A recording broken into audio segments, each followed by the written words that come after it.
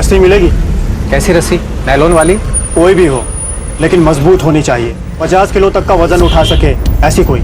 ऐसा क्या उठाना है भाई? लाश को बांधकर ऐसे छत से टांगना है। अरे मजाक कर रहा हूँ भाई, बहुत सारा फर्नीचर है, उसे टेम्पो से बांधना है। अब फिर तो ये नायलॉन वाली सही रहेगी। 10 मीटर।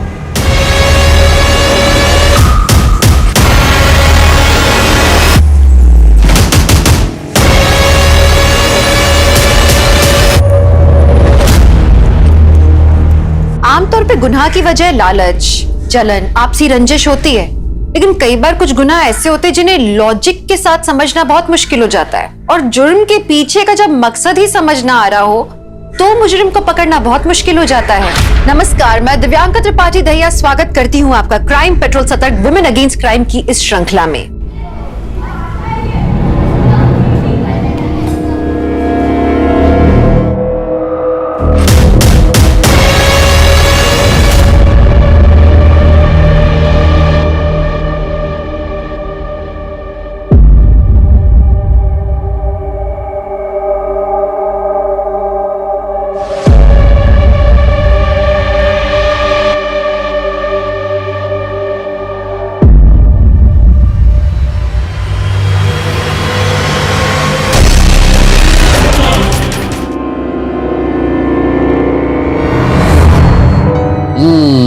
थोड़ा सा फीवर है, चला जाएगा। चलो बेटा मैं चलता हूँ। पापा प्लीज थोड़ी देर रुकिए ना। बेटा तुम्हें पता है ना, तुम्हारी मम्मी आ जाएगी तो मुझे देख के गुस्सा हो जाएगी। कितनी गुस्सा है ना। क्या कर रहे हो तुम यहाँ पे?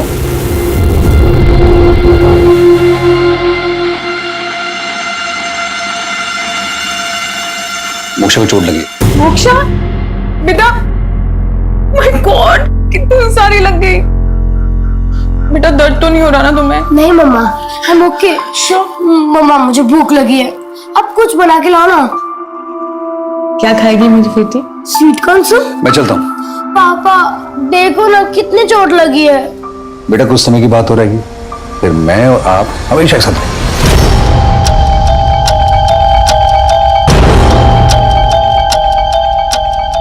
दो मिनट बाहर आना, तुमसे कुछ बात करनी है।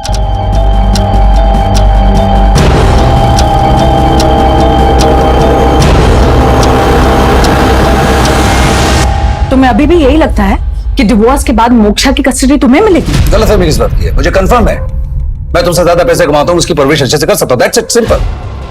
बच्चे की परवरिश के लिए पैसों की नहीं, माँ के प्यार की जरूरत होती है। माँ के प्यार की? माँ को फोन नहीं किया, बाप को फोन किया। कहाँ थी तुम जब उसको चोट लगी थी? ऑफिस में थी मैं, और वैसे भी बहुत सारी रिस्पॉन्सिबिलिटी है मेरे ऊपर ऑफिस की। तुम पे रिस्पॉन्सिबिलिटी है, हम पे कोई रिस्पॉन्सिबिलिटी नहीं है। तुम काम करती हो, हम कोई काम ही नहीं करते यहाँ पर। सारी सप्लाई हैंडल करता हूँ, और अगर हमसे कोई गलती हो जाए तो क्लाइंट से गालियां पड़ती है, तुम्हारे बॉस की तरह देंगे। बॉस कहाँ से आ गया हम दोनों की? बोलो मत, मुंह मत खुलवाओ मेरा तुम। एक बात कान खोलकर सुन लो, तुम इस घर में मेरी परमिशन के बिना आने की हिम्मत भी मत करना तुम। और हाँ, डिवोर्स के बाद मोक्षा की कस्टडी तो क्या, उससे मिलने के लिए भी तुम्हें मेरी परमिशन लेनी पड़ेगी, समझे तुम? मैं भी देखता हूँ कि मेरी बेटी से मिलने के लिए तुम उसका तो कैसे सकती हो? माँ हूँ मैं उसकी। तो मैं उसका बाप हूँ।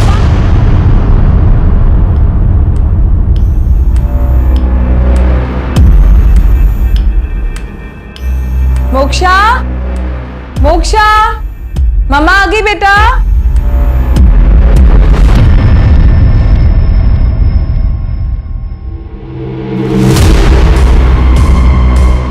मोक्षा, मोक्षा, मोक्षा कहाँ चली गई है? बिना बताए कहाँ कहाँ चली जाती है। इसकी फ्रेंड को फोन लगाती हूँ।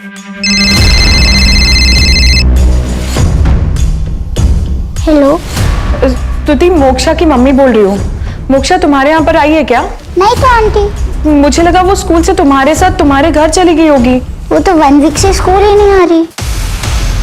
क्या? पूरे 1 वीक से स्कूल नहीं आई? पता नहीं मेरी बच्ची कहाँ पर होगी, किस हाल में होगी। आप बिल्कुल परेशान मत होइए, पानी पीजिए। नहीं सर, मुझे पानी नहीं चाहिए, बस मेरी बच्ची से मुझे मिलवा दीजिए सर। पता नहीं कहाँ गई। एक बात बताइए, आखिरी बार अपनी बच्ची से कब मिली थी आप? आज सुबह सर। स्कूल पास में ही है सर, इसलिए रोज वो खुद ही स्कूल जाती है, और कभी कभी हमारी सोसाइटी का वॉचमैन भी उसे स्कूल तक छोड़ देता है। कौन से स्कूल में पढ़ती है आपकी बच्ची? सी कोस्ट इंग्लिश हाई स्कूल। सुबह इनकी बिटिया स्कूल ड्रेस में जाते हुए तो दिखी थी, लेकिन शाम को वापस आते हुए नहीं देखा। तुम दिन भर यहीं थे? हाँ सर। कोई और ऐसी जगह जहां पे वो जा सकती है?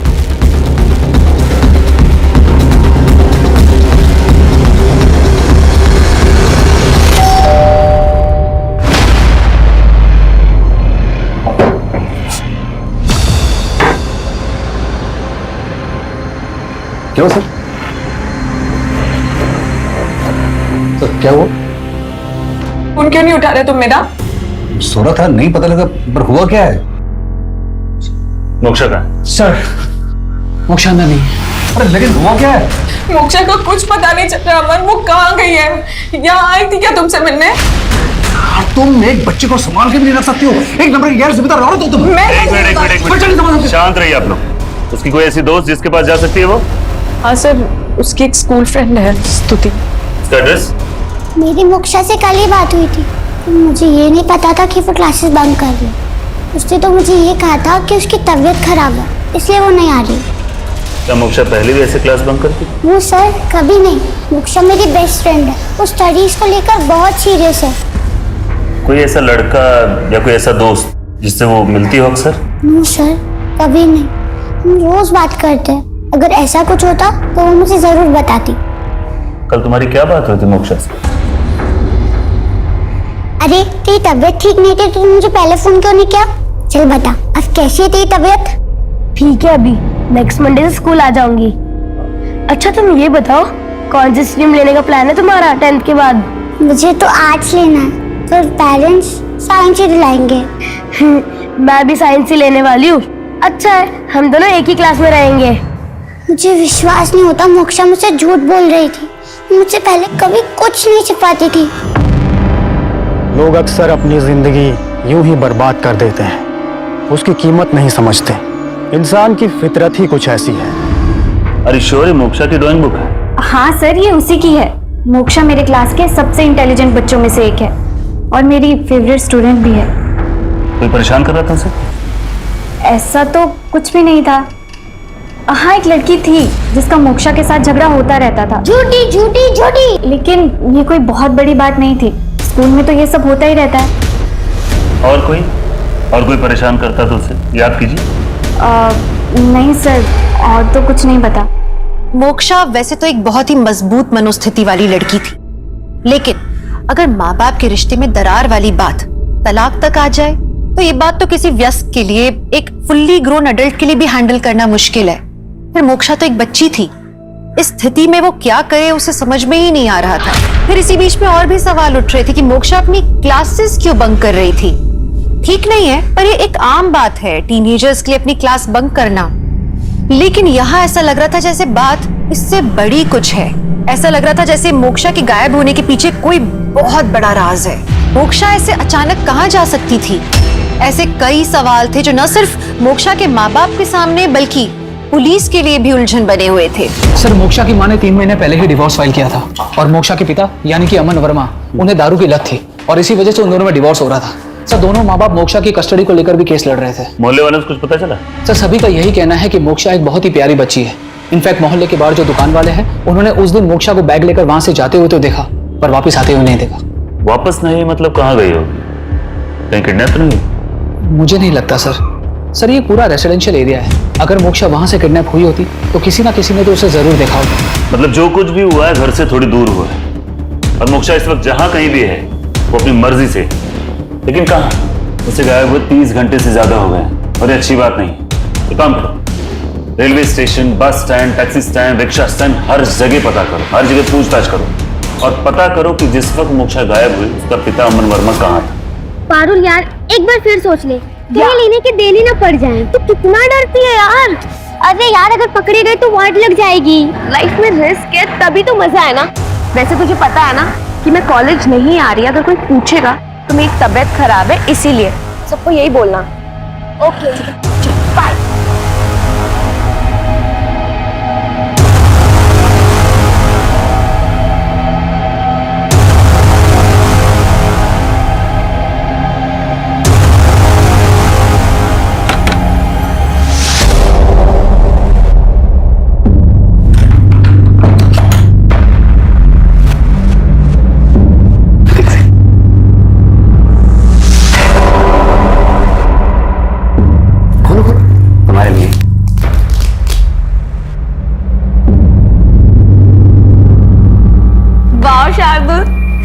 पहन के दिखाओ ना जरा हमें भी। Thank you. आपके पास टाइम है? क्या हुआ? बहुत गंदी स्मेल आ रही है।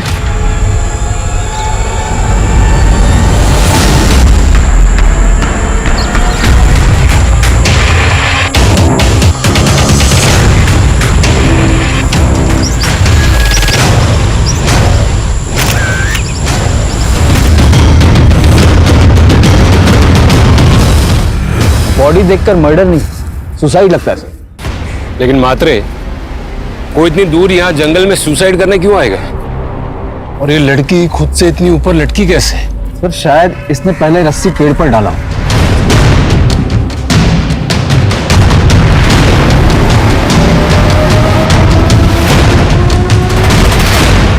ये तो किसी गाड़ी के टायर के निशान लग रहे हैं। इसी सुनसान जगह पर कोई गाड़ी में क्यों आएगा? मात्रे इसके भी फोटो खिंचो और वो बॉडी को पोस्टमार्टम के लिए भेजो और पता करो कि इस उम्र की किसी लड़की की कहीं मिसिंग कंप्लेंट दर्ज हुई है या नहीं।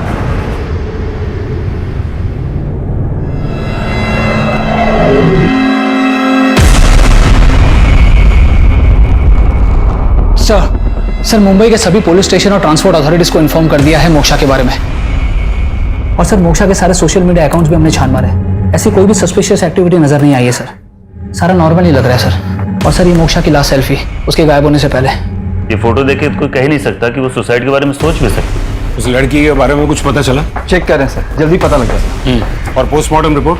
सर पोस्टमार्टम में मरने का कारण फांसी से दम घुटना बताया जा रहा है। स्ट्रगल के कोई निशान नहीं है, सिर्फ एक छोटा सा कट है बाएं पार। सर सारे एविडेंस और सुसाइड की तरफ इशारा करते हैं। सर 2 दिन पहले से लेकर पिछले 1 महीने तक जितनी भी लड़कियां गायब हुई उनमें से सिर्फ एक का फेस विक्टिम के फेस से मैच कर रहा है। ये है वो लड़की। उसके घर वालों को इन्फॉर्म किया? हाँ सर, इसके मम्मी पापा आता ही होंगे।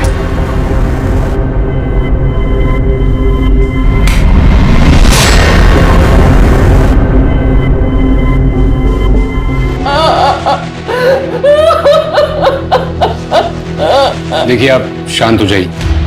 मैं समझता हूं कि ये वक्त सही नहीं है, लेकिन हमारे लिए जानना बहुत जरूरी है। जिस दिन रिद्धि गायब हुई थी उस दिन एग्जैक्टली क्या हुआ था? कहाँ जा रही है? बाहर जा रही हूँ। बाहर कहाँ? माँ बाहर मतलब बाहर होता है, आ जाऊंगी। कैसी लड़की है, सीधे मुंह कभी जवाब ही नहीं देती। मुझे लगा कि वो अपनी दोस्त सोनल के यहाँ होंगी। जब मैंने सोनल से पूछा तो उसने मना किया। उसने कहा कि वो उसके यहाँ नहीं आई थी। क्या रिद्धि किसी बात से परेशान थी? पढ़ाई का या फिर किसी और बात का स्ट्रेस? नहीं सर, अभी अभी उसने अपने क्लास में टॉप किया था। देखिए पोस्टमार्टम रिपोर्ट के मुताबिक रिद्धि ने खुद से फांसी लगाई थी। गलत लिखा है। चाहे कुछ भी हो जाए हमारी बेटी रिद्धि सुसाइड कभी नहीं कर सकती है सर। हाँ सर, हमारी रिद्धि सुसाइड कर ही नहीं सकती। लेकिन रिद्धि की लाइफ में ऐसा भी कुछ हो सकता है ना जिसके बारे में आपको पता ना हो, जिसकी वजह से रिद्धि को सुसाइड करना पड़ा। सब समझ रहा है मेरे को साहब। आप मर्डर के केस को सुसाइड का केस बताकर केस को दबाने की कोशिश कर रहे हैं। राजीव जी अब जरा शांत हो जाइए। शांत तो मैं तभी होऊंगा जब मेरी बेटी के कातिल को आप लोग ढूंढ लेंगे। देखिए हमारी तरफ से हम पूरी कोशिश कर रहे हैं सच्चाई का पता लगाने की। एक काम कीजिए, आप रिद्धि का मोबाइल हमें दे दीजिए और बाकी रिद्धि की बॉडी को आप ले जा सकते।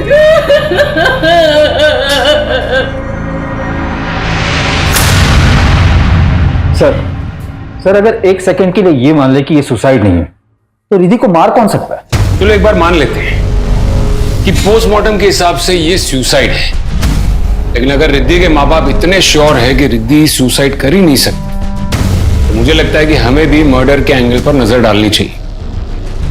केस क्लोज करने से पहले डबल चेक करने में हर्जी क्या है? एक काम करो, रिद्धि के फोन रिकॉर्ड्स निकालो और सोशल मीडिया भी चेक करो। हमें उसकी पर्सनल लाइफ में और भी पता लगाना होगा सर। और हाँ, क्राइम सीन पर जो गाड़ी के टायर के निशान मिले थे उसके बारे में भी चेक करो। जी सर। देखो भैया, ये कैसा है? ये वाला परफेक्ट है। अगर आप ये वाला शादी में पहनोगे ना तो देखना कविता दीदी आपको देखती ही रह जाएगी। दीदी नहीं, अब वो तेरी भाभी। हाँ हाँ भाभी, अब बचपन से उन्हें दीदी बोल रही हो ना तो टाइम लगेगा आदत चेंज होने में। लेकिन भैया आप ना यही वाला सूट पहनना, क्योंकि शेरवानी थोड़ी सी ओल्ड फैशन है। क्या ओल्ड फैशन है यार, मुझे तो पसंद है शेरवानी। लेकिन भैया अगर आप ट्रेडिशनल पहनोगे तो मुझे भी साड़ी पहननी पड़ेगी। बेटा सभी औरतें साड़ी पहनती हैं, तुम्हारी मम्मी दादी सब, तुम्हें सारी से प्रॉब्लम है ना। बाबा प्लीज ना। अरे क्या हुआ?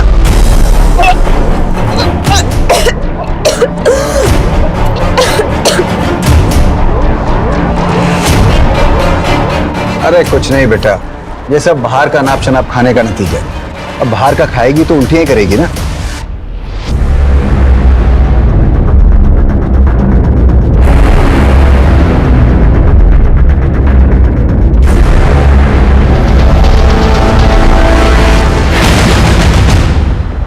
सर, बैग से ये पैसे लेने। इतने सारे पैसे? ये बैग किसका है? ये रिद्धि का बैग है। जो करीब करीब 50-60 हजार रुपए लग रहे हैं। इतने पैसे आपकी बेटी के पास कैसे आए? सर वो सर छोटी मोटी नौकरी करती थी, शायद उसी में से बचाया होगा। कैसी छोटी मोटी नौकरी? वो तो नहीं पता। आपकी 15 साल की बच्ची नौकरी कर रही है, वो क्या नौकरी करती है आपको पता नहीं? उसके पास इतने सारे पैसे कहां से आए, ये आपने कभी उससे पूछने की कोशिश भी नहीं की? सर, रिद्धि के सोशल मीडिया को देखकर ऐसा नहीं लगता कि वो सुसाइड कर सकती है। उसके फोन का आखिरी लोकेशन RI ट्रेस हुआ था जहां से हमें उसकी लाश मिली थी। लेकिन सर एक बात है, रिद्धि 1 महीने पहले से किसी गौरव दुबे से देर रात तक बातें करती थी। उसका फोन बंद आ रहा है और एड्रेस भी फेक है। ये गौरव दुबे कौन होगा? शायद सोनल को पता होगा। गौरव दुबे? मैंने किसी गौरव दुबे का नाम नहीं सुना रिद्धि से। और रिद्धि सुसाइड करेगी, ऐसा हो ही नहीं सकता। एक बात बताओ सोनल, उसके स्कूल में सब ठीक था उसके साथ?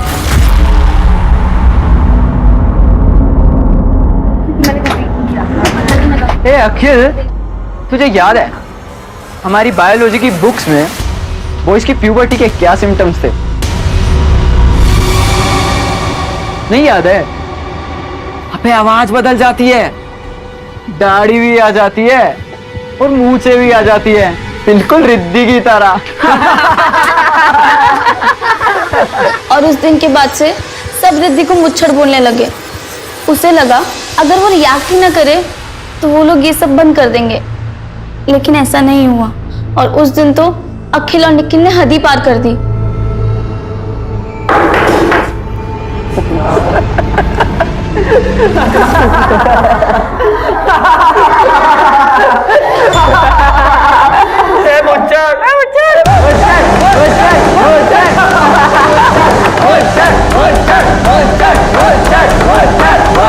अखिल और अखिल।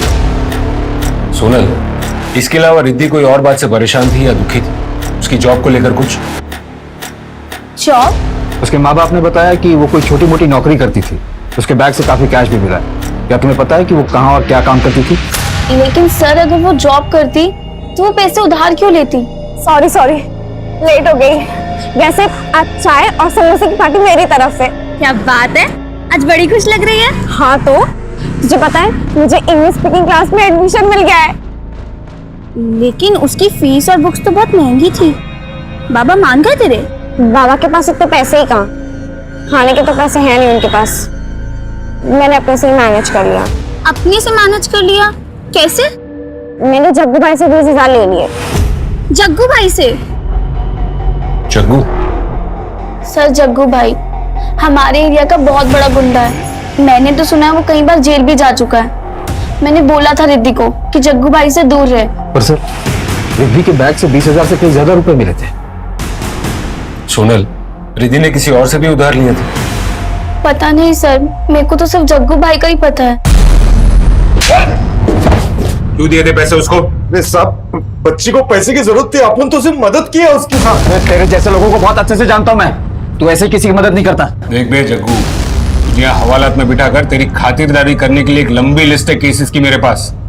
फिलहाल प्यार मोहब्बत में मुंह खोल दे, वरना और भी तरीके हैं। चल बता, रिद्धि के साथ क्या बात हुई थी तेरी? मैं बता दो साहब को। 20,000 बड़ी रकम है, तू चुकाएगी कैसे? बस एक बार इंग्लिश स्पीकिंग का कोर्स हो जाए, फिर मुझे जॉब मिल जाएगी। अभी तो तू 18 साल की भी नहीं हुई है। नौकरी तो तुझे लगने से लगी। 300% ब्याज लगेगा साल का। वो हिसाब से जब तक तू 18 साल की होगी 2 लाख देना पड़ेगा तुझे। 2 लाख? हाँ। लेकिन इतने पैसे मेरे पास कहाँ से आएंगे? तो फिर तू तेरा कोई दूसरा रास्ता देख ले। पीछे मुड़ के देख।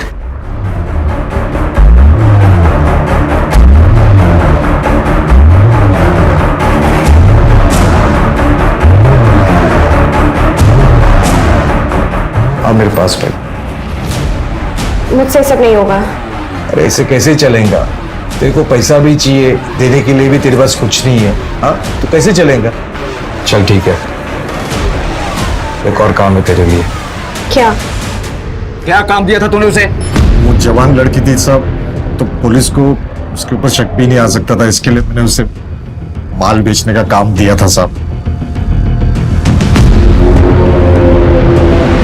हो सकता है कि रिद्धि ने जिसे ड्रग्स बेचे हो उससे उसकी मौत का राज जुड़ा हो। पता करो कि रिद्धि ने किस किस को ड्रग्स बेचे और साइबर टीम से भी कांटेक्ट करो। गौरव दुबे का फोन ऑन हुआ? नहीं सर। ऑन होते ही मुझे इन्फॉर्म करो। और ये अखिल और निखिल पर भी नजर रखो। पता करो कि मर्डर के वक्त वो दोनों कहाँ थे। जी सर। सर उस टायर के निशान के बारे में पता चल गया जो हमें क्राइम सीन से मिला। 2 साल पुरानी सीडान मॉडल कार के टायर के निशान थे। Sedan model?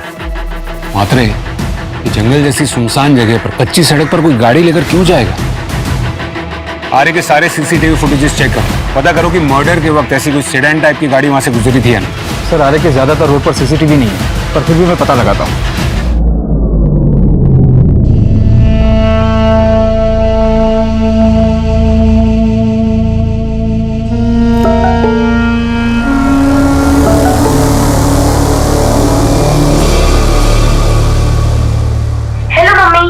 सॉरी, मैं आपको बिना बताए चली आई। आई नो आप मेरे लिए बहुत परेशान होंगे, लेकिन मैं एकदम ठीक हूँ। Don't worry. शाम 7 बजे बॉम्बे व्यू रेस्टोरेंट में मिलते हैं। मैं आपकी वही वेट करूंगी। प्लीज आ जाना।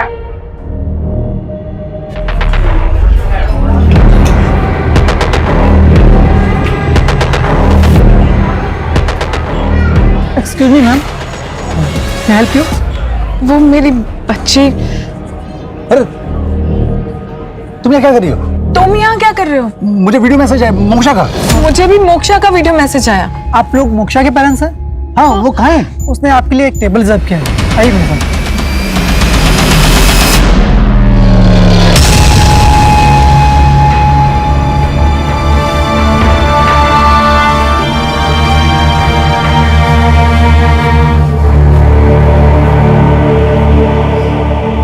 मोक्षा ने टेबल आप लोगों के लिए बुक किया था। पर मोक्षा है कहाँ? मैम वो आपके लिए ये एनवेलप छोड़ रही है।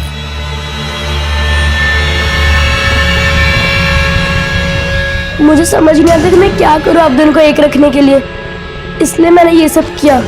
और मैं एकदम ठीक हूँ स्तुति के घर पे। डोंट वरी, वो आज आप दोनों की वेडिंग एनिवर्सरी है ना, इसलिए आई प्लान्ड ऑल दिस। और आपको याद है मम्मा, जब मेरी और स्तुति की 5th क्लास में लड़ाई हो गई थी तो आपने मुझे कहा था कि बात करके सारी थिंग्स सॉर्ट आउट कर ले। और अब देखो हम दोनों एकदम बेस्ट फ्रेंड्स हैं। बस आप दोनों भी ऐसे बैठिए, बात कीजिए और सारी थिंग्स सॉर्ट आउट करके जल्दी स्तुति के घर पे आ जाइए। मैं आपकी वेट कर रही हूँ। लव यू मम्मा पापा। चलो। आंटी बिलीव मी, मोक्षा यहाँ नहीं है। पर बेटा वो वीडियो तो उसने तुम्हारे फोन से भेजा था ना? मैं हाँ, वो वीडियो काफी दिन पहले रिकॉर्ड किया हुआ था और वो मैसेज भी शेड्यूल था। उसके पास फोन नहीं था ना, इसलिए उसने मेरे मोबाइल से वीडियो बनाया। तो बेटा बताना तो चाहिए था ना। मैं I am sorry uncle. Moksha का प्लान था कि वो कुछ दिनों के लिए गायब हो जाएगी और आप दोनों में फिर से दोस्ती हो जाएगी। I am sorry. मेरी मोक्षा सच में गायब हो गई बेटा।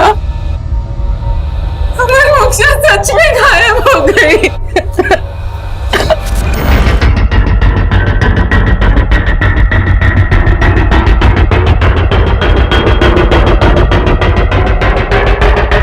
मात्रे, फॉरेंसिक डिपार्टमेंट को बुलाओ और इन पैरों के निशान के फोटो खिंचवा। जी सर। और आजू बाजू चेक करो और कोई एविडेंस मिलता है क्या।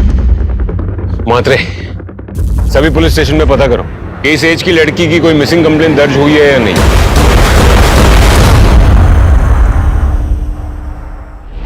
हाँ केलकर साहब, ये वही लड़की है। सर इस फाइल में मोक्षा की सारी डिटेल्स हैं। आई एम श्योर ये केस रिद्धि के केस से जुड़ा है। दोनों केसेस में काफी सिमिलैरिटीज है। एक काम कीजिए पाटिल जी, ये केस आप हमें ऑफिशियली हैंड ओवर कर दीजिए। Will take it direct from here. Okay, Moksha की फैमिली को इन्फॉर्म कर दो। सर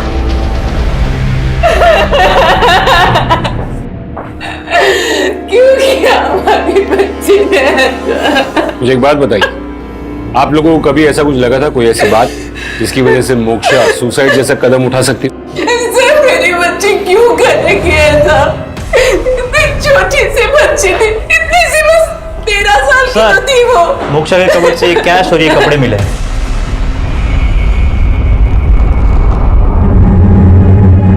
सर ये तो काफी महंगे हैं। और ये इतने सारे पैसे क्या ये सब? सर मैंने कभी उसको इतने महंगे कपड़े नहीं दिला और ना ही कभी इतना कैश दिया सर। क्या हो मिस्टर अमर, आप हमसे कुछ छुपाने की कोशिश कर रहे हैं? सर 30,000 मैंने दिए थे उसको। क्यों? मैं बाप था उसका और तुम मिलने भी नहीं देती थी मुझे। तुम इन पैसों से उसे खरीदना चाहते थे? हाँ भाई। अब क्या फर्क पड़ता है? देखिए, 2 सवाल का जवाब अभी तक नहीं मिला। सबसे पहला सवाल कि मोक्षा को अपने घर से इतनी दूर जाकर सुसाइड करने की क्या जरूरत है? एक बात बताइए, आर्य के आसपास उसका कोई रिश्तेदार या कोई दोस्त रहता है? नहीं। और दूसरा सवाल, अगर वो क्लासेस बंक कर रही थी तो जा कहां रही थी? अभी क्या पता सर।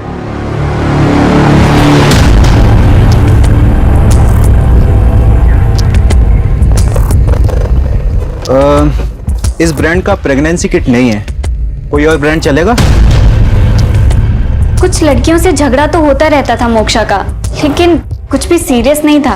देखिए मैडम, सीरियस है या नहीं है हम तय करेंगे। किससे झगड़ा होता था उसका? किससे झगड़ा होता था उसका? अक्षता।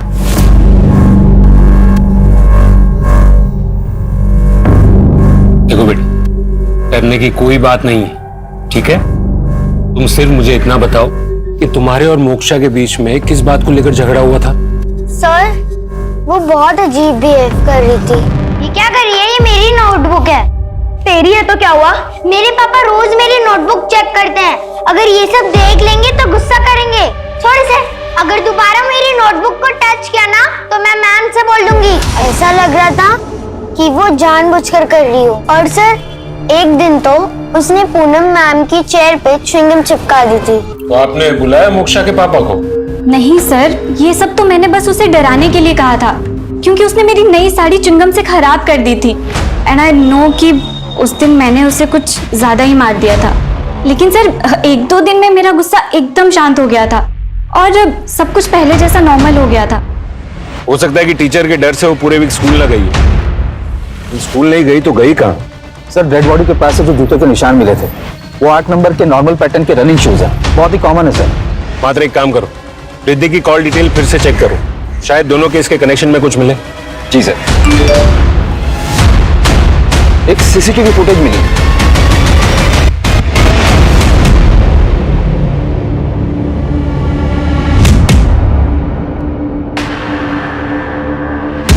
सर ये तो सेम कार मॉडल है जिसके टायर के निशान हमें मिले थे। जरा जूम करना। बस इस गाड़ी के नंबर प्लेट से इस आदमी की डिटेल निकलवाओ और उसको उठा के यहां ले आओ। सर ये फॉरेंसिक रिपोर्ट।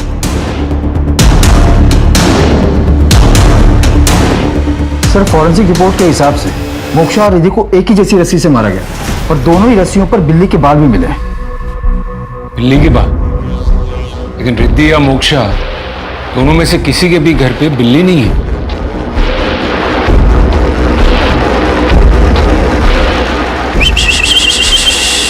मी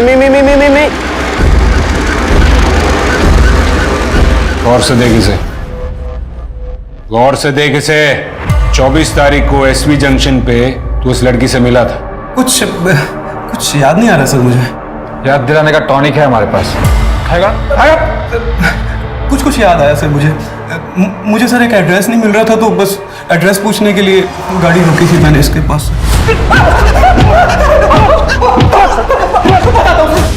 बताता हूँ सर, ड्रग्स लिया था मैंने इससे सर। चाहिए? हाँ। सच बोल रहा हूँ सर, उस दिन के बाद मैं इससे कभी नहीं मिला और ना ही कभी उस दिन से पहले मिला था सर, कसम से सर।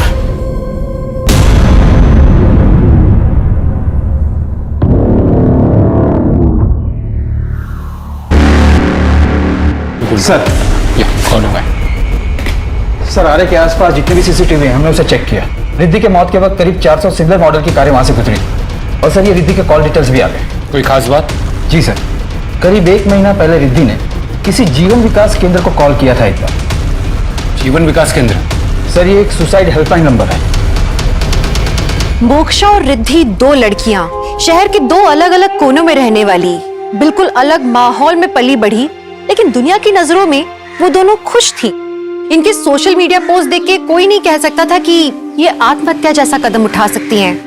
लेकिन यकीन मानिए, जो जैसा सोशल मीडिया पे दिखता है जरूरी नहीं कि वो वैसा ही हो।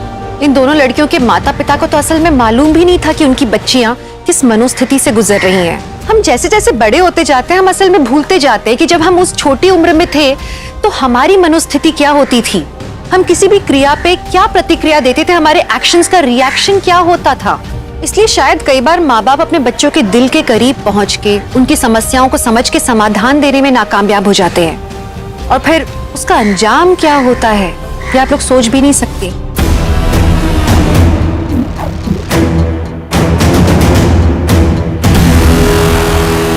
फोन आया होगा सर, लेकिन हम किसी से भी उनका नाम, एड्रेस या पर्सनल इंफॉर्मेशन नहीं मांगते। हम बस उनसे बात करके उनकी समस्या सुनते हैं। हाँ ठीक है, लेकिन आप कोई तो रिकॉर्ड रखते होंगे ना?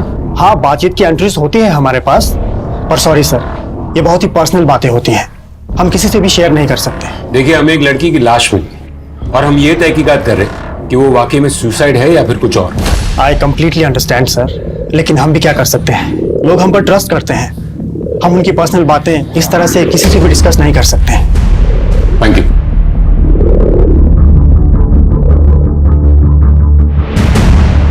मैं कमिश्नर साहब से बात करता हूँ, आगे से ऑर्डर आएगा तो उसे रिकॉर्ड दिखाना ही पड़ेगा। And Matre I am sure कि रिकॉर्ड में से कोई तो इंपॉर्टेंट बात जरूर सामने आएगी।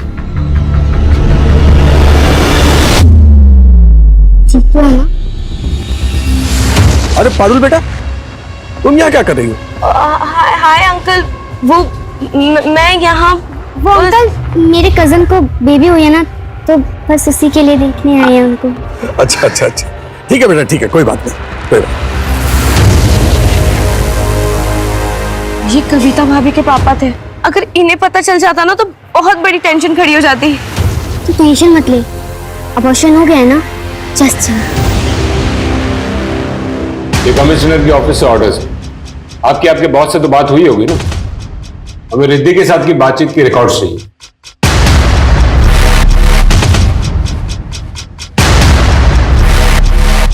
Thank you. तूने सिर्फ तेरी ही नहीं, अपने भाई की जिंदगी बर्बाद कर दी। कविता के पिताजी आए थे, तोड़ के गए रिश्ता, सिर्फ तेरी इस करतूत की वजह से।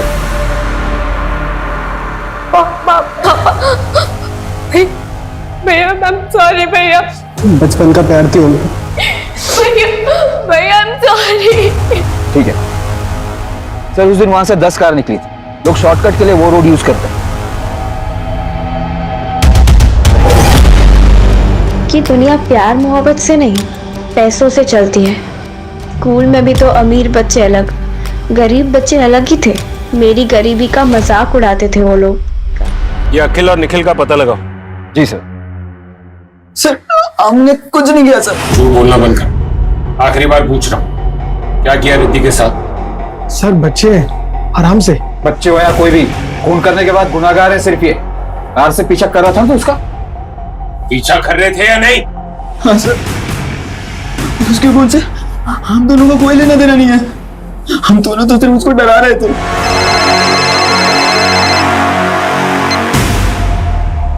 ये सही मात्रे क्या? सर आरे से एक और डेड बॉडी मिली है, पेड़ से लटकी हुई। सर ये तो सेम टाइप की रस्सी लग रही है जैसा कि मोक्षा और रिद्धि के केस में इस्तेमाल हुआ था।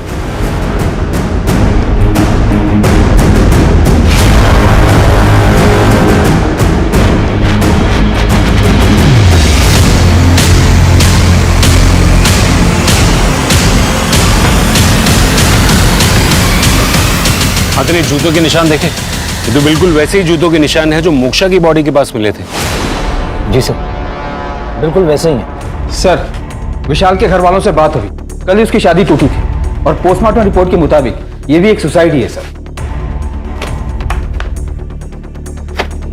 मात्रे, अब तक सिर्फ शक था, लेकिन अब पूरा यकीन है कि ये मर्डर ही, वरना एक ही तरीके की रस्सी से कोई घर से इतनी दूर जाकर सुसाइड क्यों करेगा? ऊपर से दोनों रस्सी पर बिल्ली के बाल, 3 में से 2 लोकेशन पर सेम फुटप्रिंट्स, इन सब में कनेक्शन है। और सर, विशाल की बॉडी के पास से ये एक चीज मिली है। ठीक है, निकोटिन गम है सर।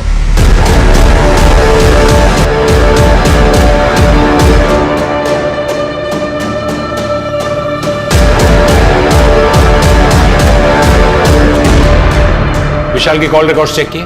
हाँ सर, उसने भी जीवन विकास केंद्र पर कॉल किया था।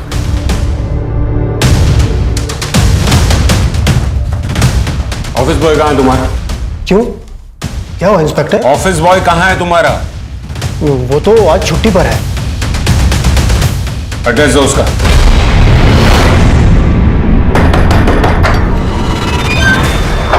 जी सर। चल बेटा, तेरा टाइम आ गया। साहब, हमने क्या किया? लोग तेरे से मदद मांगने आते हैं और तुम का खून कर रहा है। नहीं साहब, हमने ऐसा कुछ भी नहीं किया। तू जो च्युइंगम चबाता ना, वो एक डेड बॉडी के पास मिली, समझा? साहब, वो हमारी च्युइंगम नहीं है साहब, वो दरअसल हमने चुराई थी। वो विक्रम सेठ की च्युइंगम है। वो हम बेगम को खाना देने जाते हैं ना, वहीं हमें मिली थी, तो हमें महंगी लगी, हमने उठा ली। बेगम? कौन बेगम? सब विक्रम साहब की बिल्ली है, हम रोज से खाना देने जाते हैं। सर, विक्रम का फोन बंद आ रहा है, उसे लग गया होगा कि वो पकड़ा जाएगा, इसलिए कहीं भाग न गया हो। सर, गौरव का फोन ऑन हुआ है। ट्रेस करो उसे। जी सर।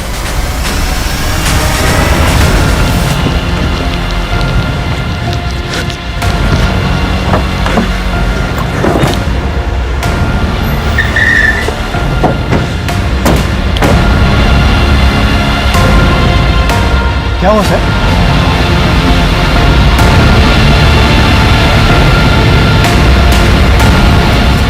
कहाँ भाग रहे थे?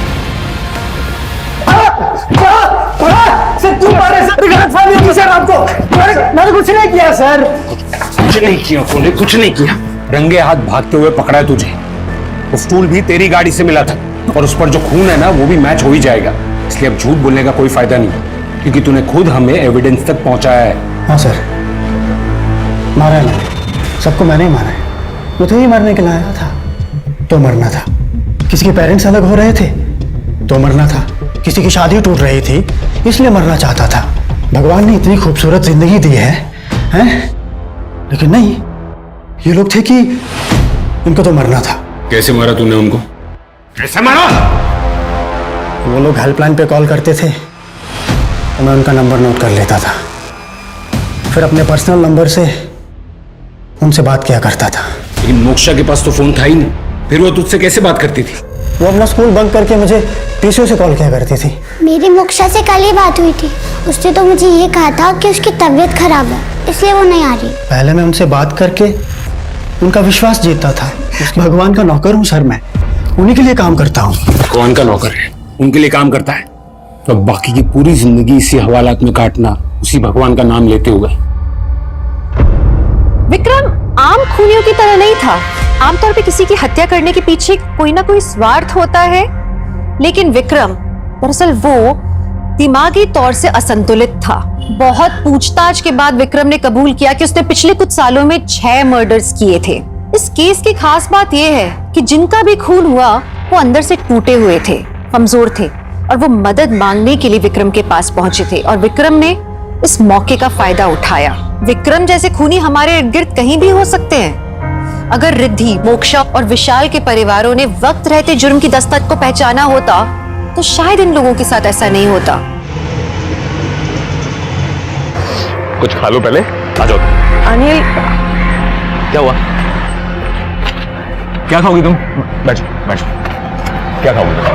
अनिल कुछ खाना नहीं है, हमें भूख नहीं है। अरे पकौड़ी खाने के लिए भूख की जरूरत नहीं होती। तीखी? भैया एक प्लेट तीखी पकौड़ी। जी भैया जी।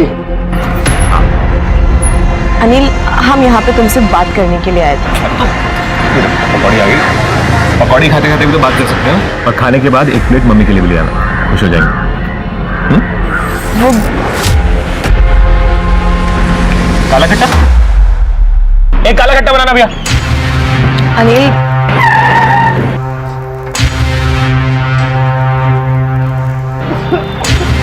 क्या हुआ भैया? क्या हुआ भैया? आप ठीक हो? ठीक हो आप? Hello, Shiyani gate police station. हाँ, पीएसए मिश्रा बोल रहा हूँ। सर, यह एक पकड़ हो गई है। अभी हम कार देख पा रहा हूँ। तुम उसका पीछा कर सकते हो? जी जी जी बिल्कुल। अच्छा, कॉलर आईडी पे जो नंबर है तुम्हारा है ना, इस नंबर को कैरी करो, मैं तुम्हें कांटेक्ट करता हूँ, हम वहाँ पहुँचते हैं।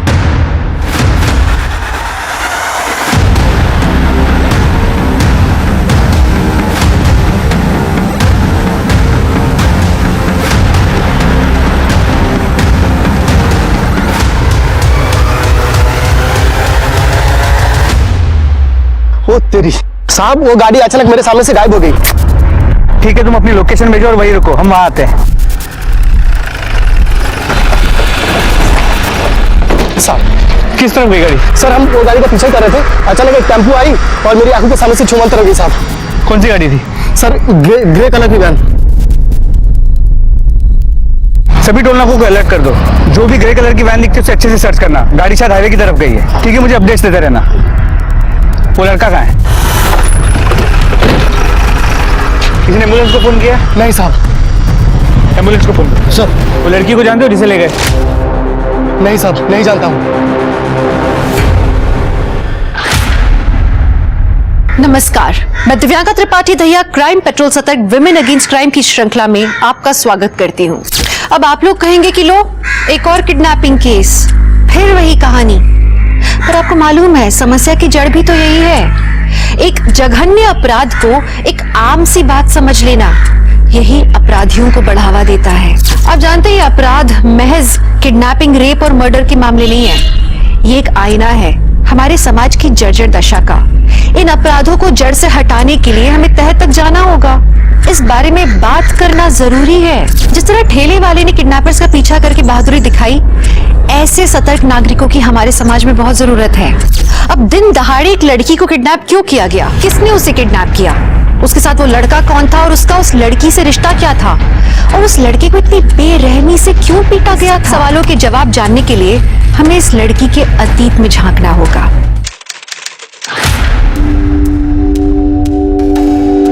Will you marry me? ये क्या मजाक है राहुल? अरे सिमी, ये मजाक नहीं है, हम प्यार करते हैं तुमसे। राहुल, हम तुम्हें सिर्फ 2 महीने से जानते हैं और तुम हमसे शादी करना चाहते हो। हमें तो लगता है हम तुम्हें बरसों से जानते हैं। और क्या जानते हो तुम हमारे बारे में? बताओ। यही कि तुम अपनी माँ से बहुत ज्यादा प्यार करती हो, या किसी भी अनजान इंसान की मदद के लिए हमेशा तैयार रहे। ये तो बड़ी कॉमन सी बात है, कोई भी बता सकता है हमारे बारे में। अच्छा, तुम्हें डबल रोटी खाना बिल्कुल पसंद नहीं। भूखी रह लोगी पर डबल रोटी नहीं खाओगी। और हम ये भी जानते हैं कि तुम हमसे बहुत प्यार करती हो। राहुल, हमें थोड़ा सा टाइम चाहिए। तो ले लो ना टाइम, कोई प्रॉब्लम नहीं है। कितना टाइम चाहिए बोलो? 1 मिनट, 2 मिनट, 4 मिनट, जितना टाइम चाहिए उतना ले लो। हम तो तुमसे प्यार करते हैं और तुम्ही से शादी करना चाहते हैं। और तुम्हें पता है, तुमसे पहले भी ना कई सारी गर्लफ्रेंड्स थी हमें, पर जो तुम्हारे साथ फीलिंग हमें आती है ना, वो कभी किसी और के साथ। सिमी,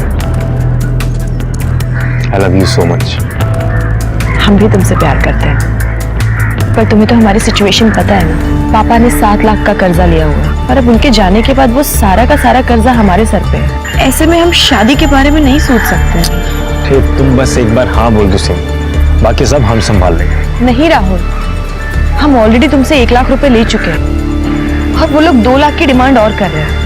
तुम्हें पता है, हमें माँ को घर पे अकेला छोड़ने में डर लगता है। ऐसा लगता है पता नहीं कब कौन घर पे आ जाए। 1 मिनट। क्यों? हाँ माँ, हम बस घर ही आ रहे हैं। क्या?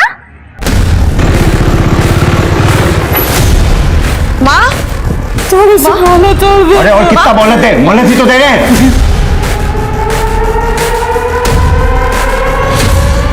हाय हाय, तो आप आ गए, क्या बात है, आज तो एकदम जहर लग रही है। भाई पैसे निकाल। बिल्कुल तरीका किसी से पैसे मांगने का। लौंडे, बीच में मत पर वरना यही फैंडम बना दूंगा। क्यों ना पढ़ू, घर का मामला हमारे। जो बहन लगती है कि ये तेरी है? राहुल राहुल राहुल राहुल राहुल, इन लोगों के मुंह मत लगो, ये बहुत खतरनाक लोग हैं। प्लीज बेटा, तुमसे ज्यादा समझदार तो लौंडिया निकली। अब प्लीज हमें कुछ दिन की मोहलत और दे दीजिए ना, हम लौटा देंगे आपके पैसे सच में। 2 लाख, और अगली बार इस घर को खंडर बना दूंगा। अब तुझे तो मैं देखता हूँ बाद में।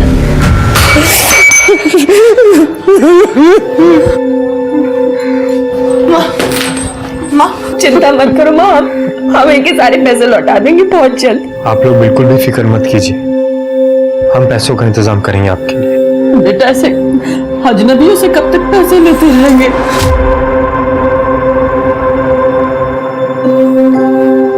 आप हमें अपना दामाद बना लो, फिर हम आपके लिए बिल्कुल भी अजनबी नहीं रहेंगे।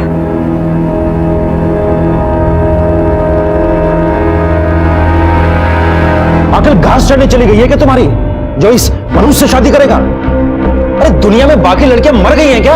ज्यादा हीरो बनने की जरूरत नहीं है। अरे इससे शादी करके क्या मिलेगा तुझे? कर्जा, गुंडे, धमकी? अरे अच्छे खासे दिखते हो, कमाते हो, एक से बढ़कर एक लड़की मिलेगी तुमको। हाँ, पर वो सिमी तो नहीं होगी ना। माँ, हम सिमी से प्यार करते हैं और शादी भी उसी से करें। राहुल, अंकल, आंटी जी, हम राहुल के अलावा किसी और के बारे में सोच भी नहीं सकते। हम आपको प्रॉमिस करते हैं, हमारी लाइफ की कोई भी प्रॉब्लम, कोई भी दिक्कत हम राहुल तक नहीं आने देंगे। बंद कर अपना ये ड्रामा। बहुत अच्छी तरह से जानता हूं तेरी जैसी बिन बाप की लड़कियों को। पहले अच्छे से लड़के को फंसाओ और फिर उनसे अपने खर्चे चलवाओ, यही है ना पापा? क्या पापा? ये बिजनेस हमने अपनी मेहनत से खड़ा किया है। हमारी मेहनत है, एक एक पैसा हमारा है इसमें, इसीलिए जहां भी से खर्च करना होगा ना, वो हम डिसाइड करेंगे, आप नहीं। जहां तक रही बात सिमी की, तो ऐसा है, शादी तो हम इसी से करेंगे, फिर चाहे हमें आपका आशीर्वाद मिले या ना मिले। सिमी चलो। राहुल,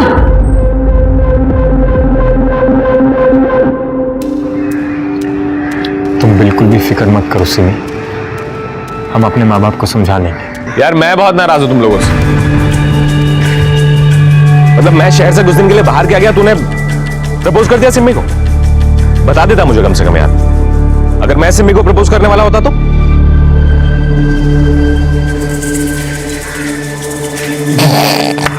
मजाक कर रहा हूँ, शक्ल देख अपनी। सॉरी कमीने, दोबारा ऐसा मजाक मत करना। मुबारक हो, थैंक यू। कब कर रहे हो सगाई? सगाई नहीं, अब सीधे शादी करेंगे। बस कल ही पंडित से मुहूर्त निकलवाता हूँ। अब हम घर चलते हैं, माँ इंतजार कर रही होगी, तुम दोनों बातें करो। I love you. Bye Anil. Boss, तुझे नहीं लगता तू जल्दबाजी कर रहा? जल्दबाजी किसी? I mean, तू श्योर है ना कि तुझे किसी से शादी करना है? हाँ यार, she is the one I want to grow old.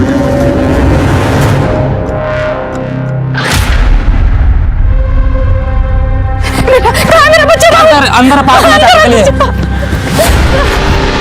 Rahul, Rahul, Rahul, Rahul, Rahul,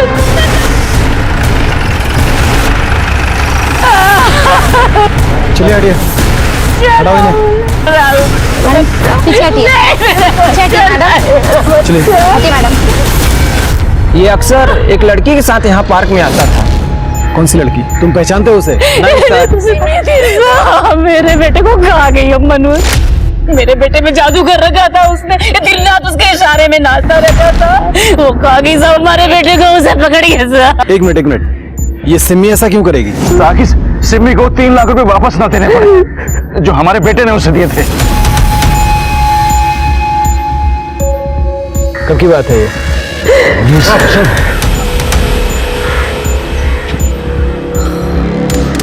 ये मर्डर वेपन हो सकता है। एक काम करो, इसको फिंगरप्रिंट्स के लिए फॉरेंसिक भेजो। सॉरी सर, मैं उठा दे। हाँ, हाथ मत लगाना।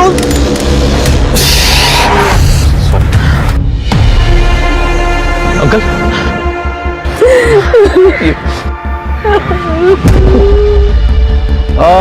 ये सिमी का एड्रेस बताइए।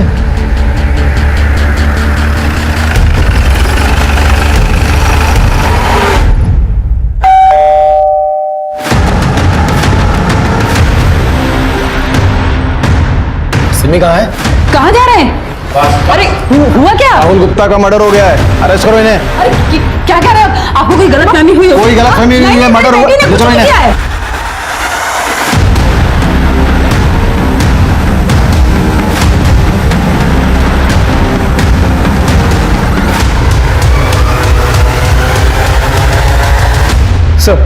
सर उस लड़के अनिल कुमार की हालत काफी नाजुक है। डॉक्टर्स पूरी कोशिश कर रहे हैं। उसके माँ बाप अस्पताल पहुंच गए हैं। हमने 2 कांस्टेबल्स को भी वहां तैनात कर दिया। वो लड़की की कोई इन्फॉर्मेशन? जी सर, पता चला है कि उस लड़की का नाम सिमी शुक्ला है। कांचन नगर में अपनी विधवा माँ के साथ रहती है। माँ की तबीयत भी कुछ खास अच्छी नहीं रहती। चलो।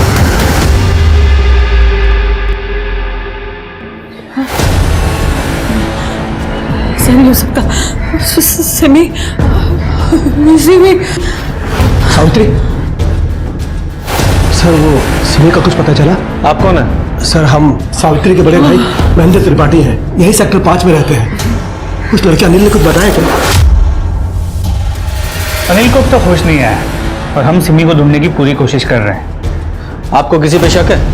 हाँ सर, वो संतोष और उसके गुंडे दोस्तों ने ही सब किया होगा। कौन संतोष? सर वो यहाँ पे पैसों की वसूली के लिए आता था।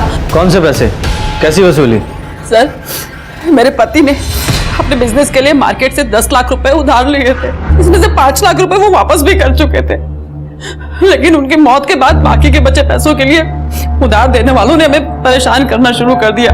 घर में गुंडे भेजने लगे थे। हमने उनसे थोड़ी मोहलत मांगी और मेरी बेटी ने तो 1 लाख रुपए वापस भी कर दिए थे। इस बीच 2 लाख का ब्याज भी पड़ गया हम पे। फिर वो हमें पैसों के लिए परेशान करने लगे।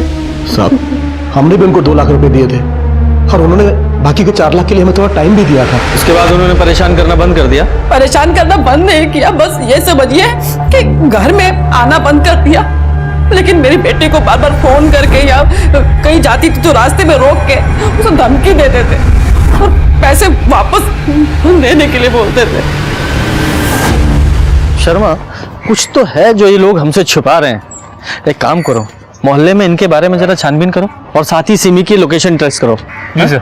और हाँ, ये महेंद्र और सावित्री, इन दोनों के फोन भी ट्रैकिंग पे डालो।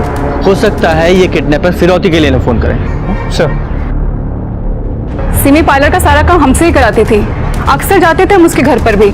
एक लड़का था जो हाथ धोकर उसके पीछे पड़ा हुआ था। कौन लड़का? रोहित नाम था उसका। एक दिन जब हम उसके घर पर थे तब सिमी, तुम घर में कैसे घुस आए? आज हम तुम्हारी माँ से तुम्हारा हाथ मांगते ना, ये सब हमेशा के लिए खत्म कर। रोहित, तुम ना अपनी ना हद में रहो, समझे? आंटी, कौन है भाई तुम? आंटी, हमें अपना दामाद बना लीजिए। क्या? बहुत अच्छी फैमिली है हमारी। अरे आपकी लड़की को ना हमेशा खुश रखेंगे। आंटी, हम जैसा लड़का आपको ढूंढने पर भी नहीं मिलेगा, बता रहे हैं आपसे। रोहित, चलो यहाँ से। अरे आंटी, समझाइए। निकलो यहाँ से। दफा हो जाओ यहाँ से। धक्का देती है। दोबारा अपनी शक्ल मत दिखाना। रोहित इस बात पर इतना नाराज हुआ कि उसने सिमी की स्कूटी तक तोड़ने की कोशिश की। धक्का दे। तू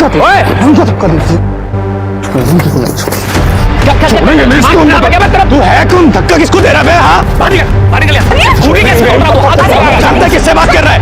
अभी तो जा रहे हैं हम, लेकिन तुम सबको देख लेंगे, बता रहे हैं। चल निकल वहां से, चल। सर रोहित किराए पे कमरा लेकर रहता था, लेकिन इस समय वो वहां भी नहीं है। मकान मालिक ने बताया वो मेरठ के लिए निकला था। और सर ये देखिए, ये गाजियाबाद टोल नाके का सीसीटीवी फुटेज, जहां पर साफ दिख रहा है कि वो शहर से बाहर जा रहा है। लेकिन सर उसके माँ बाप ने हमें बताया था कि वो वहां कभी पहुंचा ही नहीं और ना ही उसका फोन लग रहा है। और सर इस फुटेज से ये भी पता चला है कि जिस गाड़ी से सिमी को अगवा किया गया था वो अभी तक शहर के बाहर नहीं गई। मतलब मुमकिन है कि सिमी अभी भी शहर के अंदर ही है। ये मैं सिमी की सीडीआर ही चेक कर रहा था, वो अनिल के साथ साथ किसी और लड़के से भी बहुत बातें करती थी। राहुल गुप्ता होगा सर। सर राहुल गुप्ता और सिमी का सीरियस रिलेशन था, वो दोनों शादी करने वाले थे। और सर राहुल और अनिल भी बहुत अच्छे दोस्त थे। और जब 2 महीने पहले राहुल का कत्ल हुआ था तो राहुल के घर वालों ने तो सिमी का कहना था कि उधार चुकाने के लिए राहुल ने उसे 1 लाख रुपए दिए थे, जबकि राहुल के परिवार ने बताया कि राहुल ने पहले उसे 1 लाख और उसके बाद 2 लाख, मतलब टोटल 3 लाख रुपए दिए। लेकिन जब हम पूछताछ कर रहे थे तो महेंद्र ने बताया था ना कि उसने 2 लाख रुपए दिए सिमी को। जी सर। और सर सिमी को गिरफ्तार भी किया गया था, लेकिन बाद में उसे जमानत मिल गई, जिस वजह से राहुल का परिवार काफी नाराज था।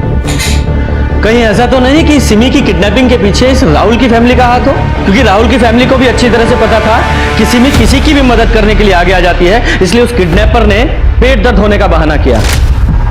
पर सवाल यही है कि सिमी बेकसूर है जैसा हम सोच रहे हैं, या फिर वाकई में राहुल के मर्डर में उसका कोई हाथ है जैसा कि राहुल के परिवार वाले कह रहे हैं। ये राहुल मर्डर केस की इन्वेस्टिगेशन कौन सा पुलिस स्टेशन कर रहा है? Sir Kavi Nagar police station. चलो एक बार जाके आते हैं। आपके यहाँ जो राहुल मर्डर केस है, हमारे पास सिमी शुक्ला किडनैपिंग केस है जो उससे रिलेटेड है। इसीलिए तो सर हम कह रहे थे कि ये जो सिमी किडनैपिंग केस है वो भी हम लोग को ही देखना चाहिए।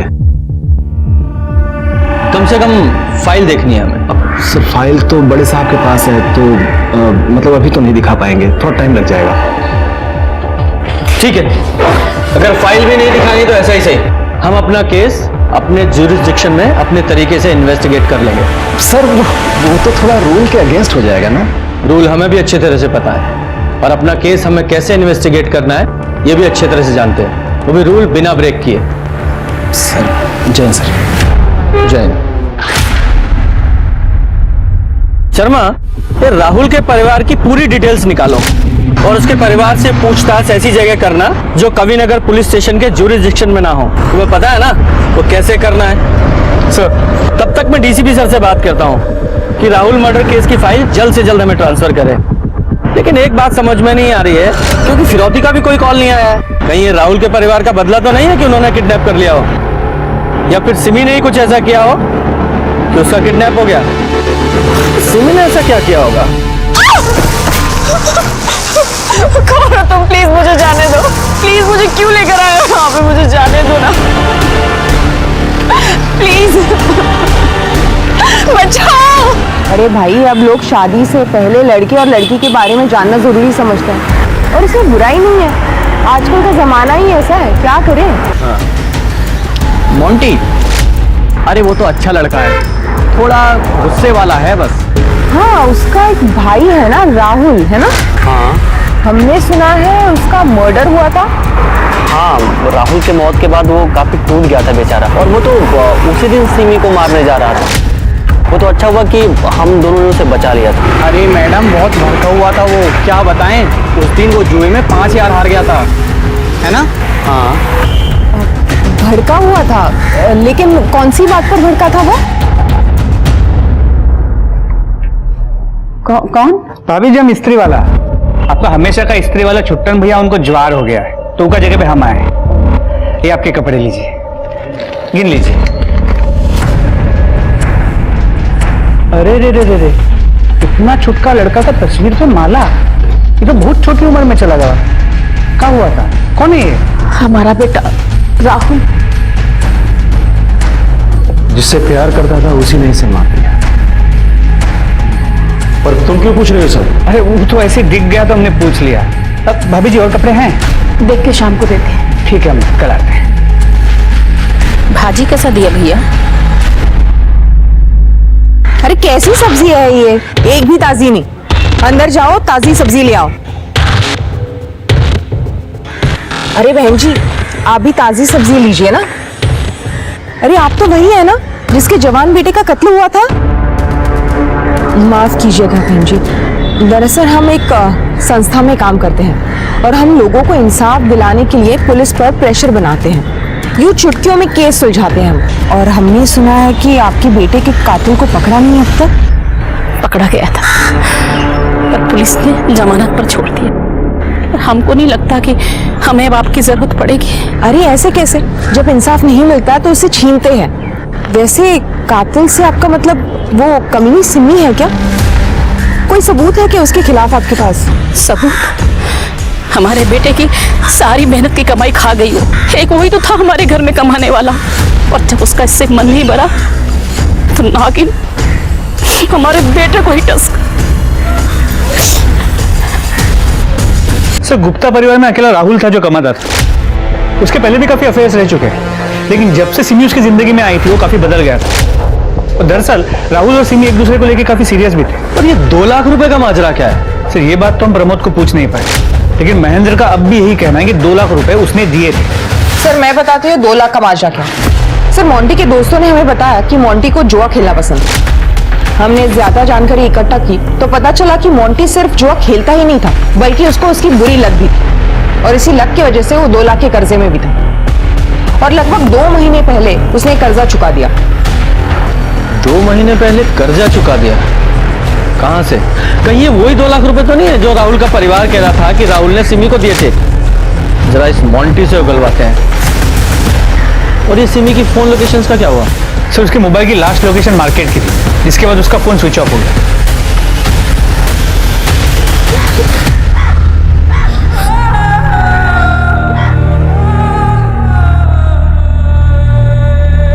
तुम्हें डबल रोटी खाना बिल्कुल पसंद है। भूखी रह लोगी पर डबल रोटी नहीं खाऊंगी।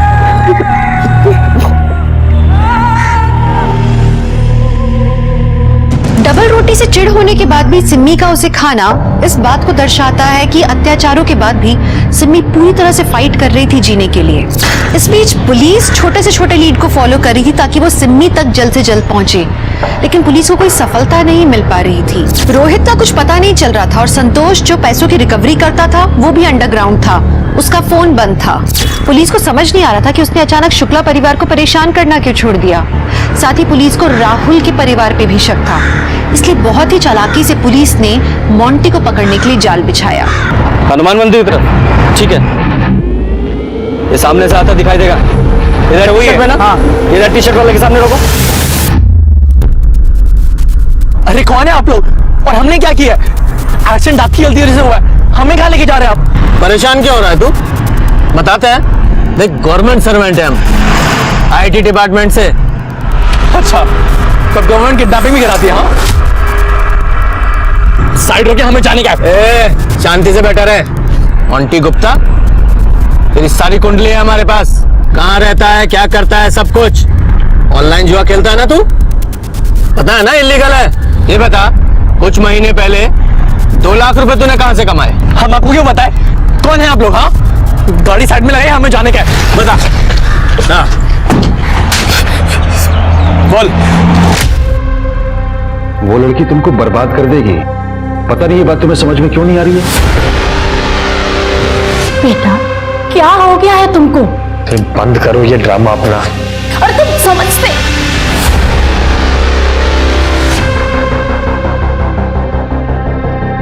जल्दी जल्दी के चक्कर में हमारा ब्रेसलेट वहीं गिर गया था। फिर जब राहुल भैया को उस कमरे में ब्रेसलेट मिला तो उन्होंने हमसे पूछा, क्या है ये? पैसे चुराए तुमने? हाँ, हमने चुराए, लेकिन अब वो पैसे हमारे पास नहीं है, खर्च हो गए। खर्च हो गए? हमने वो पैसे उस बेचारी लड़की की मदद करने के लिए रखे थे। कैसे मैनेज करेगी वो? अब वसूली वाले लोग परेशान कर देंगे उसे। कर्जे के चक्कर में हमारी जान जाती तो आपको क्या ही फर्क पड़ता है ना? उस कमीनी के लिए आपके पास पैसे हैं, लेकिन खुद के भाई के लिए नहीं है। खबरदार जो सिमी के खिलाफ एक लफ्ज भी कहा तो, वरना हम अभी मम्मी पापा को तुम्हारे उस कांड और इस चोरी के बारे में बता देंगे। कसम कहा हमारी, आज के बाद कभी भी जुआ नहीं खेलेगा। हम कसम खाते हैं नहीं खेलेंगे। तो तुमने अपनी कसम निभाई? नहीं सर, हम अभी भी खेलते हैं। तभी तो हम थोड़े लालच में आ गए थे, इसके लिए ज्यादा बड़ा दाव चल दिया था हमने। राहुल के मर्डर के वक्त तुम कहाँ थे?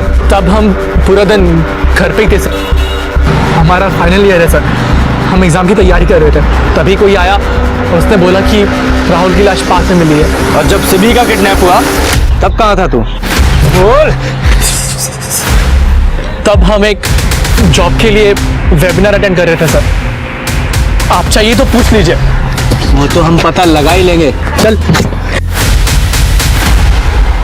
सर मैं सिमी के कॉल रिकॉर्ड चेक कर रहा हूँ। सर ये देखिए, वो ज्यादातर राहुल, अनिल और अपने रिश्तेदारों के साथ संपर्क में थी। और सर जमानत के बाद भी वो सिर्फ अनिल और अपने रिश्तेदारों के संपर्क में थी। कुछ भी सस्पिशियस नहीं है। ये अनिल को होश आया? नहीं सर, अब तक नहीं। पर सर रोहित का भी कुछ पता नहीं चल पाया। उसके घर वालों ने वहां के पुलिस स्टेशन में उसकी मिसिंग कंप्लेंट भी फाइल की। हेलो, कहाँ पर? ठीक है, तुम लोकेशन भेज दो, हम वहाँ आते हैं। सर सिमी के डिस्क्रिप्शन से मैच करती हुई एक लाश मिली है।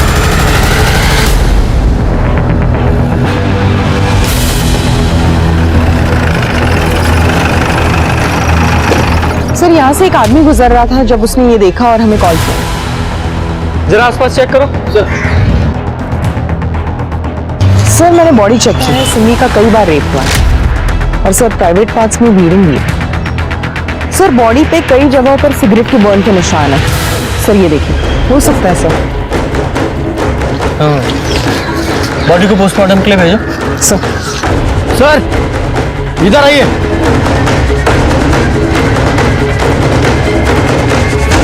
ये देखिए,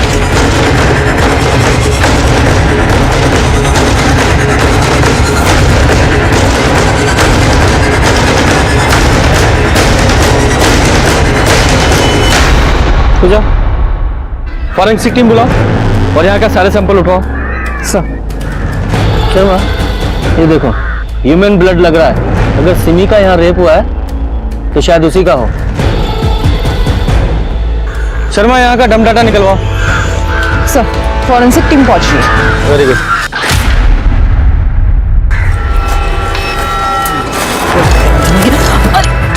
माफ कीजिएगा बहन जी।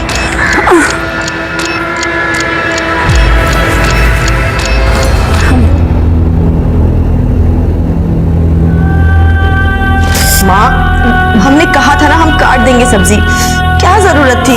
अब देखो। अरे कोई बात नहीं बेटा, सब तो घर में लगा ही रहता है, इसमें कौन सी बड़ी बात है। माँ तुम्हें खरोंच भी आ जाती है ना, हमारी जान निकल जाती है। इधर आओ। मैं प्यार करती है।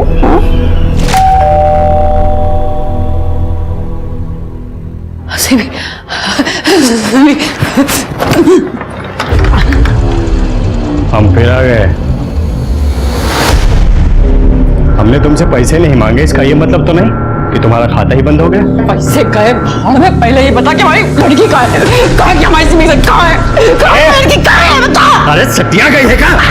क्या रे, बहुत मुश्किल से दीदार हुए रहते रहे। हाँ, अरेस्ट करो तीनों को। इसलिए सिमी के मर्डर के लिए। साहब मैंने नहीं किया कोई मर्डर। मैं तो बस शुरू करने आया था। गलत कर रहे हो, ऊपर से फोन करवाऊंगा साहब। सिमी देखना, हमको चोट लगा रे।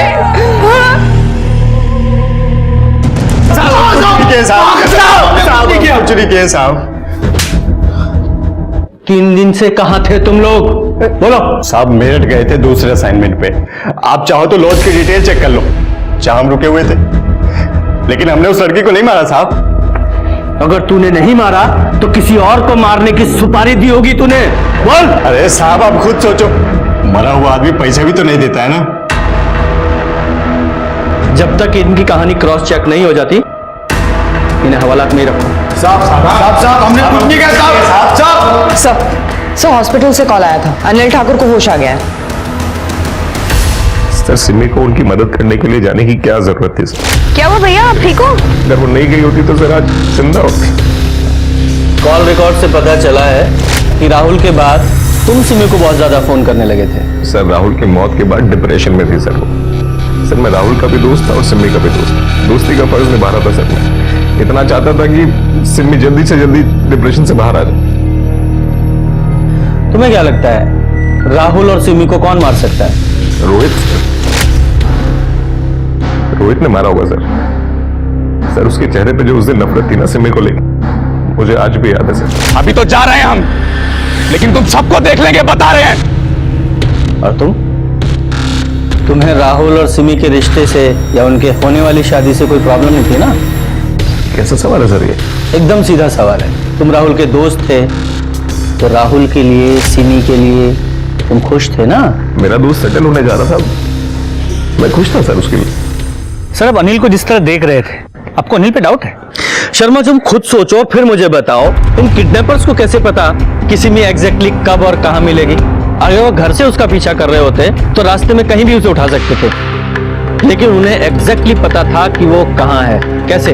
और इसके अलावा उन्हें सिमी की नेचर के बारे में भी पता था कि वो मदद करने के लिए जरूर आगे आएगी, इसलिए उन्होंने दर्द होने का नाटक किया। सिर्फ एक ही शख्स ऐसा था जिसे सब कुछ पता था कि सिमी उस समय कब और कहां है, अनिल ठाकुर। और देखा तुमने, जब मैं उससे पूछताछ कर रहा था, जब मैंने उसे राहुल और सिमी के रिश्ते के बारे में पूछा तो कैसा शॉक हो गया था, जैसे मैंने बहुत गहरा सवाल पूछ लिया। इस अनिल ठाकुर की पूरी कुंडली निकालो। जी सर। और वो क्राइम सीन के दम डाटा और टायर के निशानों का क्या हुआ?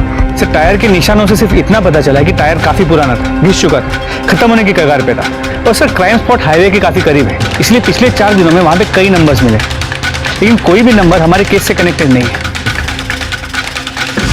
मोंटी के बयानों को जब पुलिस ने क्रॉस चेक किया, उसकी हर बात सही निकली। और जब रोहित पुलिस को मिला, पुलिस को लगा कि उनके हाथ कोई बहुत बड़ी लीड लगने वाली है, लेकिन ऐसा हुआ नहीं। 26 जनवरी को रोहित बाइक से मेरठ जा रहा था, उसे तुरंत डिस्ट्रिक्ट हॉस्पिटल ले जाया गया। इसका मतलब ये है कि वो तब तक बेहोश था।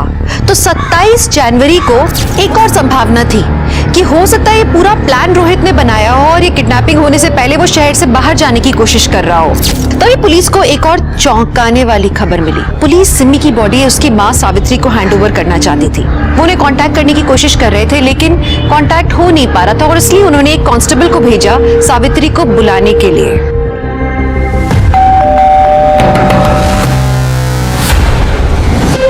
कोई आए घर में?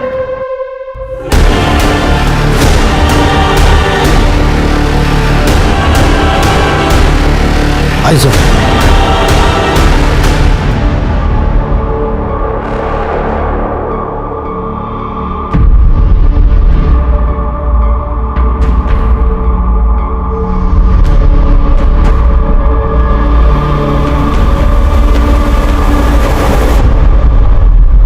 सर लगता है सावित्री सिमी के जाने का दर्द बर्दाश्त नहीं कर पाए, सुसाइड कर लिया।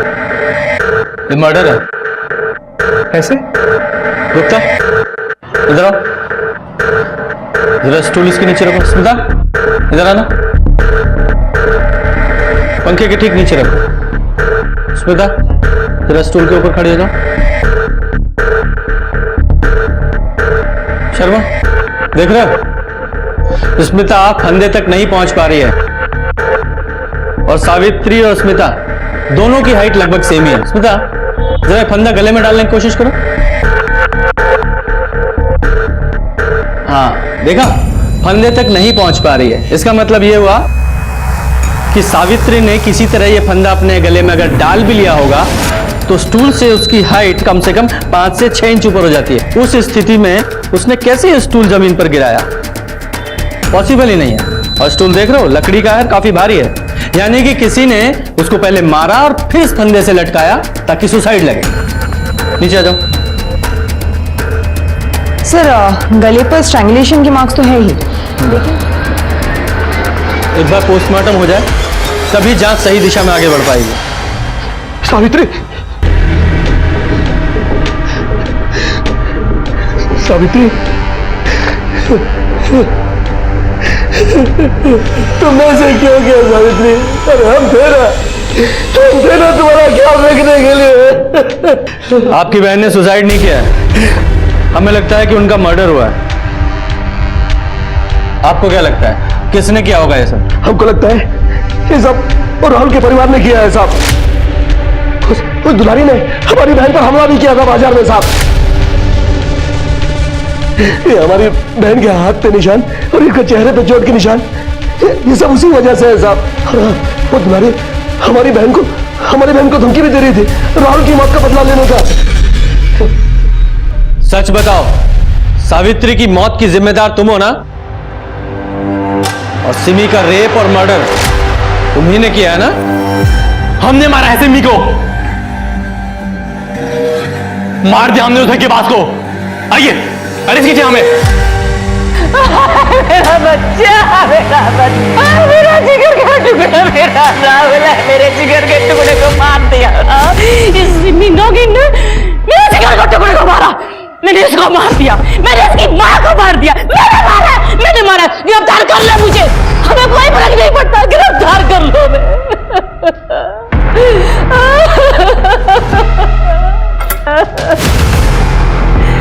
हमने मारा उसको, हमने राहुल को पढ़ाया, दिखाया, कामयाब बनाया और वो जिंदा खा गई उसको। हमने मार दिया उसको। जो करना है कर लो, करो गिरफ्तार। ले चलो सबको थाने। राहुल मर्डर केस को सिहानी गेट पुलिस अपने थाने में ट्रांसफर कराने में सफल हो गई। सारी फाइल्स और डिटेल्स को देख के उन्हें एक बात तो समझ में आई कि कभी नगर पुलिस ने इस केस को सॉल्व करने में बहुत ढिलाई बरती थी। उस एविडेंस तक को ठीक से हैंडल नहीं किया गया था। खैर, कॉल एंड लोकेशन रिकॉर्ड से एक बात तो साबित हो गई थी कि सिम्मी ने राहुल को नहीं मारा और इसलिए उसे बेल मिल गई। पुलिस को इस बात का शक था कि उसका मर्डर सिम्मी की तरह हुआ है। एक बात और पुलिस को पता लगी कि सोने से पहले सावित्री सोने की दवाई लेती थी, स्लीपिंग पिल्स लेती थी। कुछ स्लीपिंग पिल्स उस बोतल में से खाली थी और वो सोफे के नीचे मिली। गोलियों का बोतल से बाहर गिरा होना, क्या इसका ये मतलब है कि किसी ने जबरदस्ती सावित्री के मुंह में वो गोलियां डाली थी उसे मारने के लिए? लेकिन इस काम को अंजाम देने के लिए कम से कम 2 लोगों की जरूरत होती। पुलिस जानने की कोशिश कर रही थी कि वो 2 लोग कौन थे। लेकिन इसी बीच में सिम्मी के पोस्टमार्टम रिपोर्ट से कुछ चौंकाने वाली बात सामने आई। सर सिमी की पोस्टमार्टम रिपोर्ट सर, इसके मुताबिक उसकी मौत 29 तारीख के सुबह 10 और 2 बजे के बीच गला घोटने की वजह से हुई। मतलब किडनैपिंग के 2 दिन बाद, और मारने से पहले भी उसके साथ रेप किया गया। लेकिन सर चौंकाने वाली बात यह है कि उसकी बॉडी में से जो सीमन सैंपल मिला था उसका डीएनए 25% सिमी के डीएनए से मैच करता है। क्या 25% मैच करता है?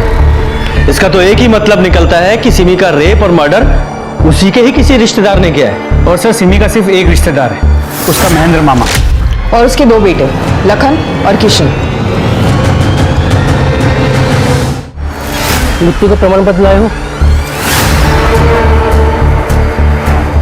प्रमाण पत्र तो नहीं है, पर ये है।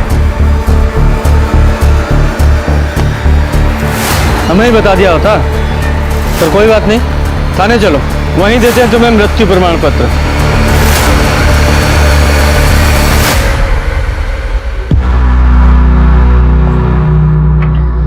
यह है उस सीमेन सैंपल की डीएनए रिपोर्ट जो हमें उस जगह मिला जहां सिमी का रेप हुआ था।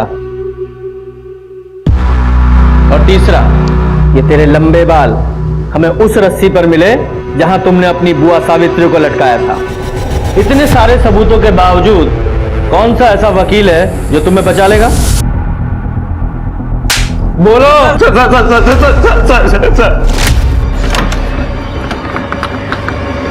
नमस्ते बो। बैठो बेटा, मैं पानी लेकर आती हूँ। हम दोनों को लगा कि ऐसे ही चलता रहा तो हमारे हाथ कुछ नहीं आएगा, इसलिए हमने डिसाइड किया कि हम बुआ को ही रास्ते से हटा देते। पापा और हम उनके रिश्तेदार होने के नाते उनका घर हमारे नाम हो जाएगा।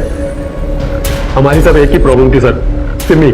और तब अनिल ठाकुर, जो कि हमें काफी समय से जानता था, उसने हमें कांटेक्ट किया और हमें एक ऐसा ऑफर दिया जिसके चलते हमारी प्रॉब्लम हमेशा के लिए खत्म हो जाती सर। सिम्मी को मारने का 1 लाख दूंगा तुम दोनों को। पर क्यों? सिम्मी को क्यों मारना चाहता है? क्योंकि उसे लगता है कि राहुल को मैंने मारा है। तो क्या सच में तुमने उसे मारा है?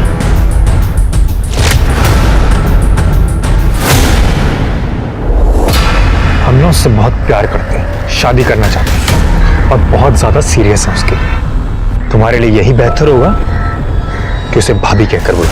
चलो उसका भी एक वीडियो बनाते हैं साथ में। चल अनिल, हम कह रहे हैं चुप हो जा, वरना। तू संत बनने का नाटक क्यों कर रहा है? सब जानते हैं कि कितना बड़ा कमीना है तू लड़कियों का यूज करता है और उन्हें छोड़ देता है, उसके बाद मैं उन्हें अपना कंधा देता हूं रोने के लिए, और उसके बाद मैं उनका इस्तेमाल करता हूं और तू डिट्टो सेम चीज करता है। भूल गया अपनी डील तू? देख, वो सब ना मेरा अतीत था, समझ रहा? चल ठीक है,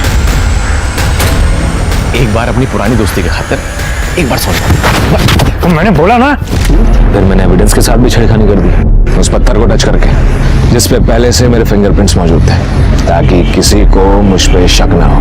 पर जब ये सिम्मी जमानत पे बाहर आई ना, तरह तरह के सवाल करने लगी, क्योंकि उसे पता था कि उस दिन मैं राहुल से मिलने गया हूँ। तो तुझे लग रहा है कि वो पुलिस के पास जाएगी? हाँ तो बताओ, करोगे मेरा ही काम? तेरा एडवांस 25,000 है, बाकी काम होने के बाद। तो अनिल ने तुम लोगों को बताया था कि वो और सिमी तुम्हें ठेले पर मिलेंगे। अनिल उसे वहां ले गया था ताकि हम उसे किडनैप कर सके। हम उसे सर उस घर में ले गए जहां पहले हमने उसका रेप किया और फिर सिमी को मारने के बाद हमने सावित्री बुआ को भी ठिकाने लगाने की ठान ली थी। तो जेल जाने की तैयारी कर लो अब। सिमी, उसको उसके कजिन्स ने धोखा दिया। आमतौर पे हर माँ बाप को अपना बच्चा सच्चा और सीधा साधा नजर आता है, जब तक कि वो बच्चा पूरी तरह से अपने माँ बाप को गलत साबित नहीं कर देता। एक तरफ गुप्ता परिवार के मन में कड़वाहट थी और दूसरी तरफ अनिल ने सिमी के इमोशंस का फायदा उठाया, उसे हनी ट्रैप में फंसाया, उसका रेप और मर्डर किया, सिर्फ इसलिए क्योंकि वो अपने राज को राज रखना चाहता था कि उसने राहुल का मर्डर किया था। सबूत के नाम पे पुलिस के पास सिर्फ बयान थे लखन और किशन के कि राहुल का मर्डर अनिल ने किया था, इसलिए पुलिस ने सिमी के रेप और मर्डर केस में सबूत जुटाए, केस को मजबूत बनाया, जिसका नतीजा था अनिल को आजीवन कारावास मिला। अपने बच्चों पर भरोसा करना बहुत जरूरी है, ये उन्हें कॉन्फिडेंस देता है, पर वहीं अपने बच्चों पर नजर रखना भी जरूरी है, ये उनकी बेहतर भविष्य की संरचना करता है। तो चलिए, मैं दिव्यांका त्रिपाठी दहियाब लेती हूँ आपसे विदा। अपना और अपने परिवार का ख्याल रखिए। देखते रहिए क्राइम पेट्रोल, सतर्क, वुमेन अगेंस्ट क्राइम। एक औरत पर वार, अब हर औरत का भार। जय हिंद। क्राइम पेट्रोल के और भी दिलचस्प कहानी देखने के लिए हमारे चैनल को सब्सक्राइब करें और बेल आइकॉन दबाना न भूलें।